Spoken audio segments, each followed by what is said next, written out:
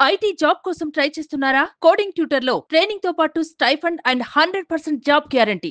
జయమ్మకు ఒకరి తర్వాత ఒకరు ఇలా వరుసగా 5 కూతుళ్లే జన్మించారు. కొడుకు కావాలని ఆ తల్లి ఎంతో ఆశపడింది. కానీ ఆ దేవుడు కనికరించలేదు. దీంతో ఆ మహిళ తమ బంధువులకు చెందిన 2 నెలల బాబుని తెచ్చుకుని పెంచుకుంది.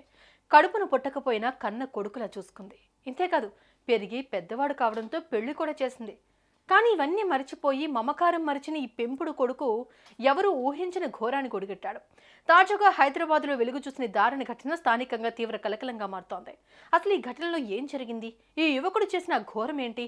దీని వెనకాల అసలు ఏం జరిగిందో ఇప్పుడు తెలుసుకుందాం.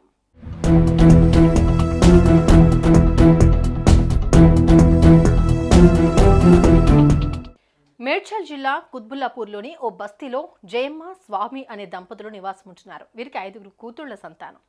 5 ఆడపిల్లలే జన్మించడంతో ఈ భార్యాభర్తలు ఏనాడు బాధపడింది లేదు. కానీ ఓ బాబైతే బాగుండని భావించారు.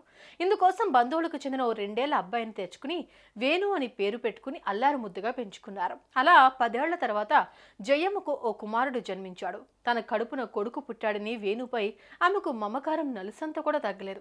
అదే ప్రేమ మమకారంతో అతడిని పెంచింది. అలా కొన్నాళ్ల తర్వాత జయమ్మ వేణుకి ఓ మహిళతో వివాహం జరిపించింది. కొన్ని రోజులకి ఈ దంపతులకు 2 పిల్లలు కూడా జన్మించారు.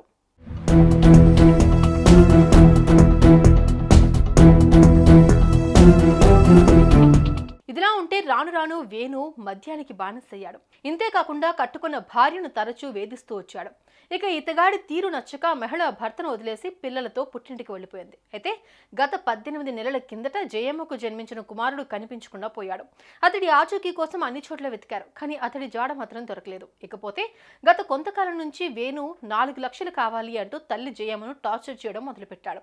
తల్లి మాత్రం నా వద్ద లేవంటూ అతడికి నచ్చజెప్పే ప్రయత్నం చేసింది. ఇక ఎప్పట్లాగే పీకల దాకా తాగొచ్చిన వేణు బుధవారం రాత్రి డబ్బుల కోసం జయమ్మతో గొడవపడ్డాడు. ఇద్దరి మధ్య మాటా పెరిగి చివరికి ఘర్షణకు దారితీసింది. దీంతో పట్టణాన్ని కోపంతో ఊగిపోయిన వేణు ఇంట్లో ఉన్న ఓ పదునైన ఆయుధంతో 64 ఏళ్ల జయమ్మను పొడిచి హత్య చేశాడు. ఈ విషయం తెలుసుకున్న మృతురాలి భర్త స్వామి భార్యను ఆ స్థితిలో చూసి కన్నీరు మున్నీరుగా విలపించాడు. స్థానికులు వెంటనే అప్రమత్తమై పోలీసులకు సమాచారం అందించారు. హుటాహుటిన ఘటనా స్థలానికి చేరుకున్న పోలీసులు మృతదేహాన్ని స్వాధీనం చేసుకున్నారు. అనంతరం ఈ ఘటనపై కేసు నమోదు చేసుకున్న పోలీసులు ఎట్టకేలకు నిందితుడు వేణుని అరెస్ట్ చేశారు.